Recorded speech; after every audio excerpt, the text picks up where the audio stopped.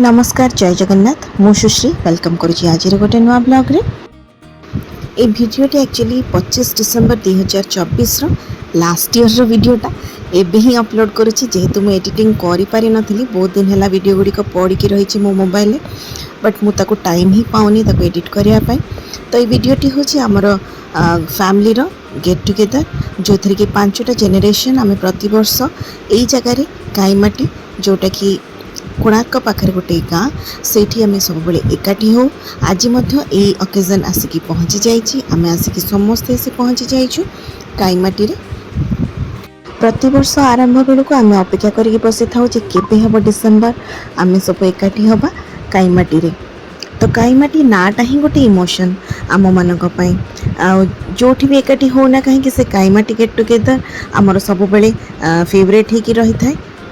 तो आम जेजे बापा टाइम रू गेट टुगेदरटा हो आसूची प्राय 1997-98 रू आयोजन आरंभ हो गला आबे पर्यंत सेटा कंटिन्यू करुचे सेटा गोटे बहुत ही बड़ कथा जो थी कि वर्तमान 2 जेनरेशन तापर 3 जेनरेशन तापर 4 जेनरेशन तो ये बर्तमान 5टी जेनरेशन आम ये एकाठी होचु।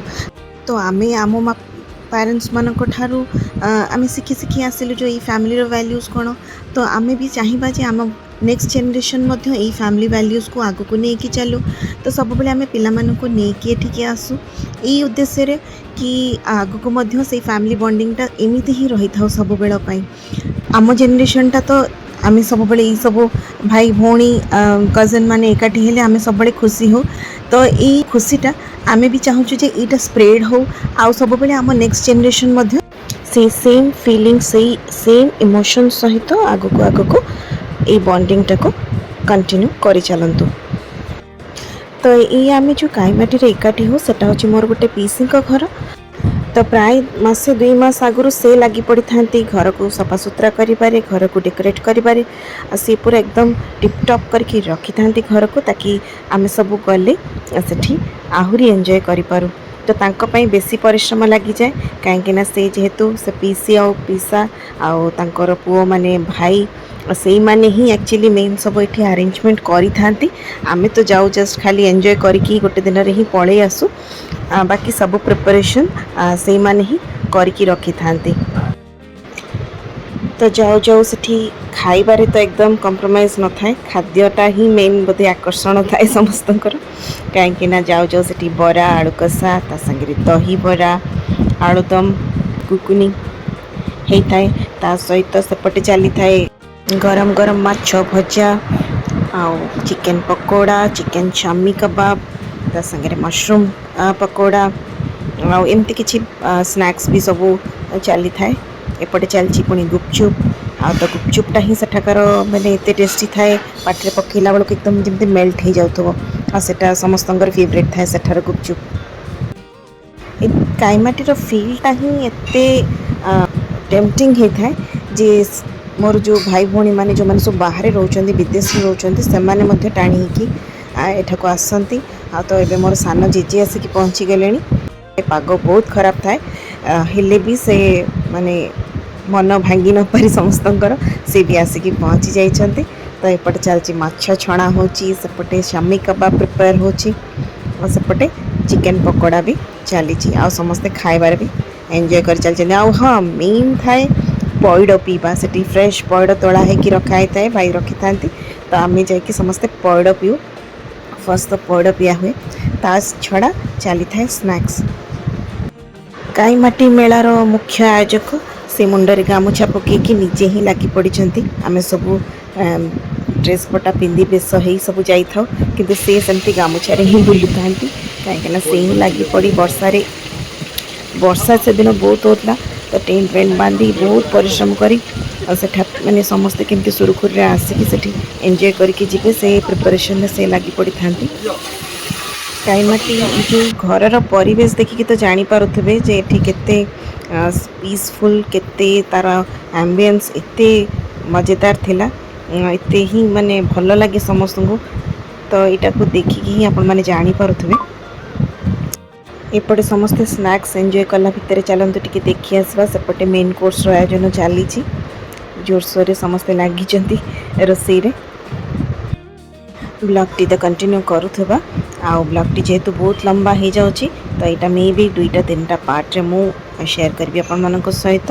ଯଦି ଆଜିର ବ୍ଲଗ୍ଟି ଆପଣମାନଙ୍କୁ ଭଲ ଲାଗିଲା ନିଶ୍ଚୟ ଗୋଟେ ଲାଇକ୍ କରିଦେବେ, କମେଣ୍ଟ କରିକି ଜଣାଇବେ କେମିତି ଲାଗିଲା ଆଜିର ବ୍ଲଗ୍ଟି।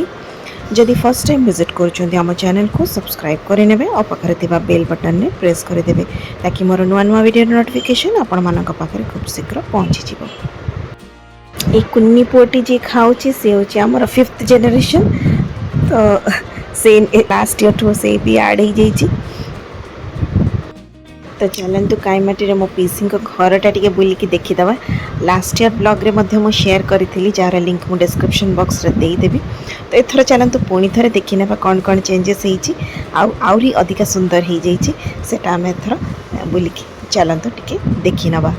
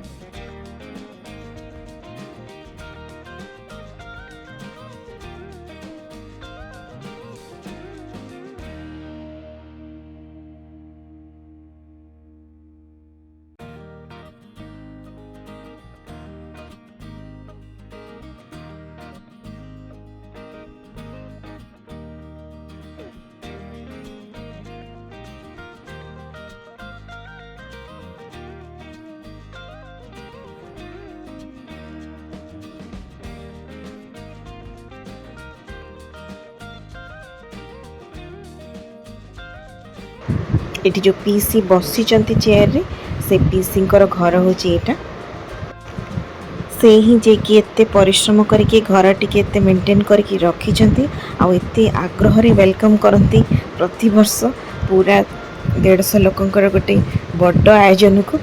ତ ସେଥିପାଇଁ ତାଙ୍କୁ ହିଁ ମାନିବାକୁ ପଡ଼ିବ ଯେ ଗଲା ଏତେ ବର୍ଷ ହେଲାଣି ତ ସେଇ ସେମ୍ ଏନର୍ଜି ସେଇ ସେମ୍ ଲଭ୍ ଆଫେକ୍ସନ୍ରେ ସେ ଆମମାନଙ୍କୁ ସେଠି ମାନେ ଏତେ ବଢ଼ିଆ ସେ ଟ୍ରିଟ୍ କରିକି ଛାଡ଼ୁଛନ୍ତି। ତେଣୁକରି ଗେଟ୍ ଟୁଗେଦରଟା କାଇମାଟିରେ ହିଁ ସବୁ ବର୍ଷ ପ୍ଲାନ୍ ହେଇ ଆସୁଛି। ଆଉ କାଠ ଚୁଲିରେ ରୋଷେଇ ହେଉଛି ସେଟା ବି ଗୋଟେ ବଡ଼ ଜିନିଷ। କାଠ ଚୁଲି ରୋଷେଇ ଆଜିକାଲି କେଉଁଠି ଆମକୁ ଖାଇବାକୁ ମିଳୁଛି। ତ କାଠ ଚୁଲିରେ ଏପଟେ ଚାଲିଛି ବରା ଛଣା ହେଉଛି, ସେପଟେ ଚାଲିଛି ମେନ୍ କୋର୍ସ ରୋଷେଇ।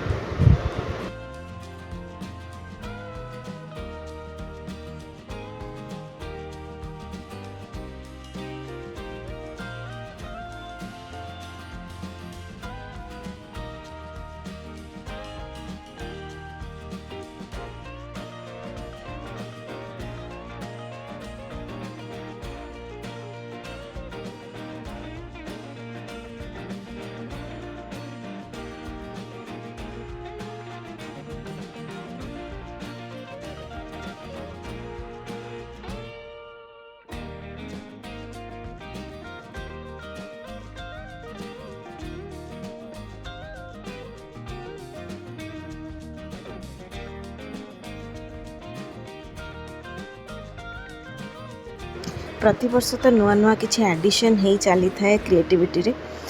ଯେମିତିକି ଏ ବର୍ଷ ଜଣେ ଦାଦା ଆମର ଆସିଥିଲେ ପୁରୀରୁ, ସେ ସମସ୍ତଙ୍କ ପାଇଁ ଆସାମିଜ ଗାମୁଛା ନେଇକି ଆସିଥିଲେ।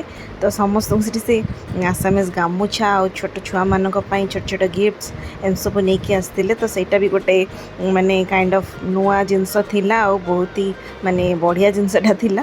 ତ ସମସ୍ତେ ବହୁତ ଖୁସି ବି ହେଇଯାଇଥିଲେ। ଏଇଟା ଗୋଟେ ନୂଆ ଜେସ୍ଚର ଥିଲା ଏଇ ବର୍ଷର।